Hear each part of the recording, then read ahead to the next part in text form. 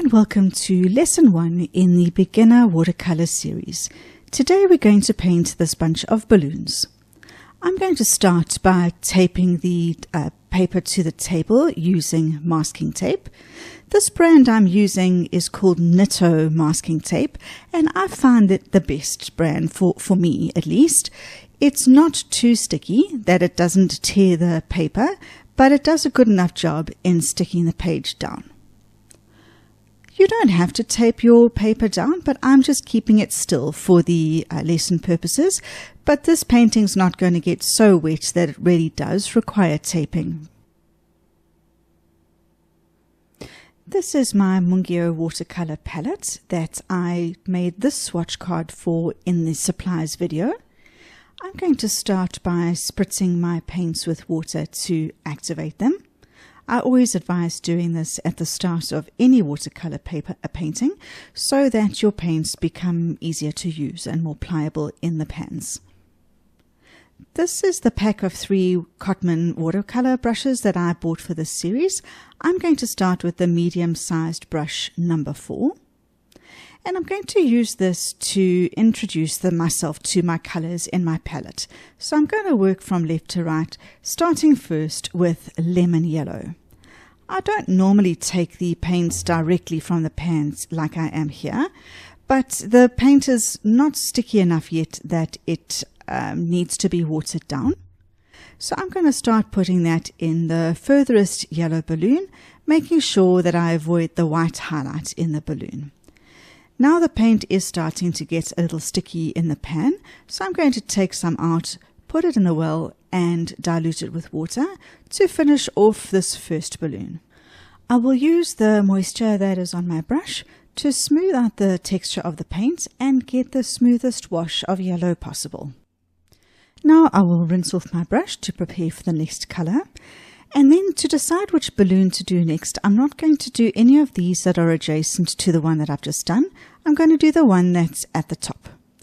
And I'm going to mix up some yellow in the next well over, taking some of the concentrated color and then diluting it with water to get a smoother wash.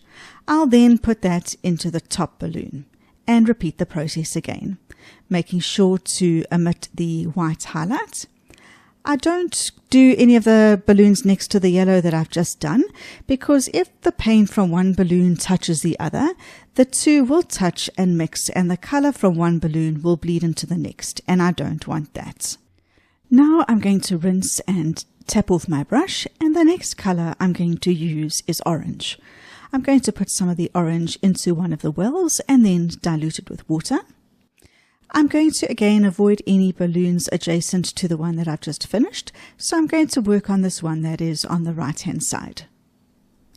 It always is a good idea to dilute your watercolor paints with water before you use them on your painting.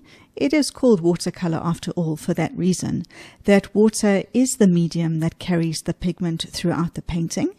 Firstly, it's going to save you a lot of money, because if you use it directly from the pans, it's going to be extremely concentrated, but also adding water gives you a smoother wash and helps you to control the depth of the color that you want.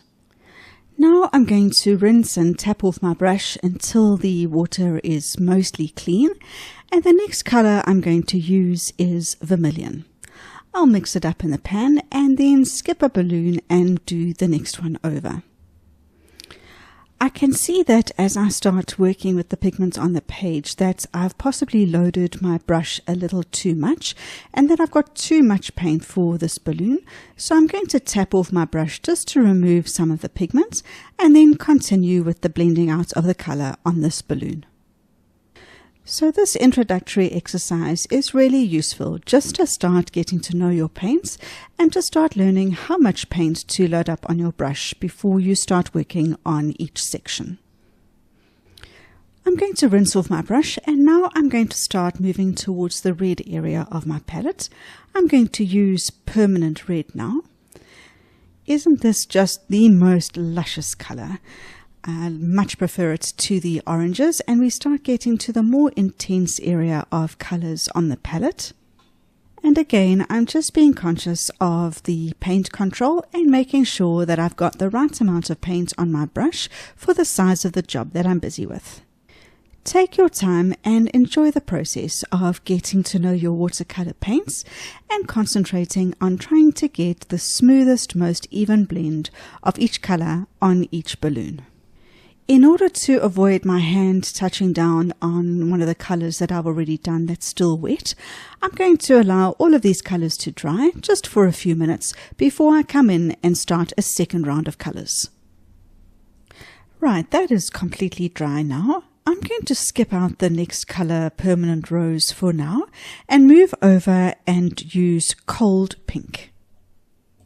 I am going to mix that up and put it alongside the first yellow balloon that I did. This color is called a cool red because it's got more of a bluish tinge to it than the permanent red that I have just done. We are also going to use a lot of different techniques during the course of this series, and the technique that we are currently using is called wet on dry. It's called wet on dry because the paint is wet and we are putting it on the dry surface of the paper. We're not putting clean water on the paper first before we start. That we'll do in a later lesson. So this is wet on dry. For now, I'm going to skip over the next few colors in the palette, particularly the ones on the right-hand side on the top row. I don't think that they are jolly enough to be colors of a balloon. And I'm going to now use yellow-green, and then making sure to not work alongside the one that I've just finished, I'm going to do the next balloon along the top there. As a beginner set, I really do enjoy these Mungyo colors. They are so highly pigmented and they are also so easily activated. They make a beautiful creamy mix and I find much better quality than some of the cheaper brands that are out there. But still very affordable, I think, for a beginner set. And a set like this will last you completely ages. So I prefer to invest a little bit more money at the beginning to get a decent quality set because it is going to last so long before it needs replacing. I can feel that my paints in the pans are starting to dry up now, so I'm just going to give them another quick spray just to keep them moist and activated. And then the next color that I'm going to use is Cadmium Green Light. Obviously, if you aren't using the same set as me, you can use any colors you like because of the nature of the painting that we're doing here. Just make sure, whatever color you put down, that you avoid working next to any of the balloons that you have just completed. Whilst having colors mixing and blending is often desirable, it's not something that I want to have happen in this painting. Next, I'm going to use Viridian. You will see that this painting is a basic outline of the balloons, but I've left the bottom bits of the painting open so that you can decide what you'd like to put there. You might just want to put a message like happy birthday or congratulations, but you might also want to add in something or someone holding the balloons, like a girl or a bear or something like that. So I leave it open to your artistic interpretation as to how you would like to finish off this painting. You might want to make it into a card or something like that. Next up, I'm going to use some of the white that is in my watercolor palette. Using white in watercolor is quite an uncommon occurrence, and for that reason many sets don't even contain white. However, I find the cerulean blue in this palette to be quite dark, especially for a balloon, so I'm going to use the white to turn the cerulean blue into more of a pastel blue. As I start laying it down on the balloon, I'm very happy with the color that I've created there. Just a warning about using white in your watercolor. The reason why people often avoid using it is that it reduces the transparency of your watercolor paints, and it does make them a little bit more opaque. So if you are doing layer upon layer of different watercolors, then having white added to the paint often can cause your layers to become murky, and that you lose that beautiful transparency that one is looking for in a watercolor painting. I am very happy with the effect that I got with the white and the cerulean blue, so I'm going to add the white to the remaining cold pink to turn that into a pastel pink now. And that'll make another color of balloon that I can add into the bunch. I find that the white in the watercolor palette is easily tainted and very difficult to clean if you do get a color into it. So I just make sure before I use it that my brush is completely clean before I dip it into the white. The cerulean blue in this set is quite dark, I must say. It's a lot darker than the cerulean blue in some of the other brands that I own. So I'm going to water it down a little bit and just use it for the small balloon that's poking out on the right-hand side. That's enough blue for now. I'm going to jump across to permanent violet and use that next on the balloon at the front. Once I've finished the purple balloon, because one of the two remaining balloons is right alongside the purple, I'm going to allow my colors to dry completely before I finish off the last two balloons.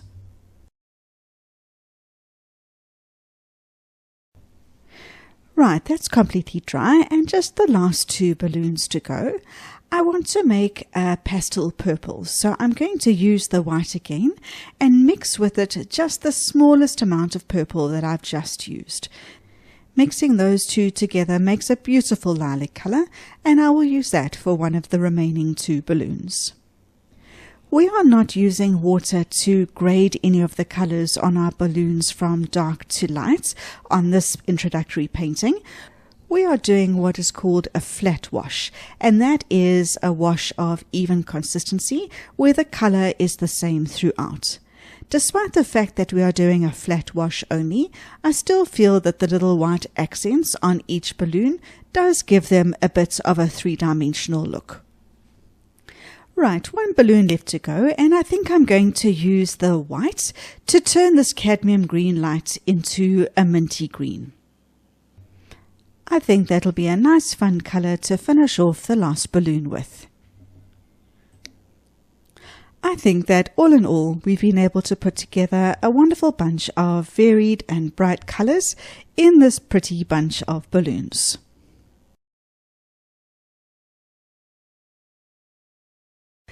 That is all completely dry now, but as I look at it, there is this one little unpainted section in the middle, which would definitely be a balloon. It wouldn't be a white space.